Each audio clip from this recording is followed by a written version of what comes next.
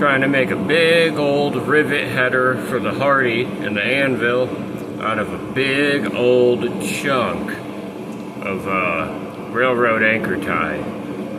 I got a Hardy shank established. I'm just upsetting the crap out of it. I got it like this. I gotta smush it down to a block. I don't have to, but that's what I want.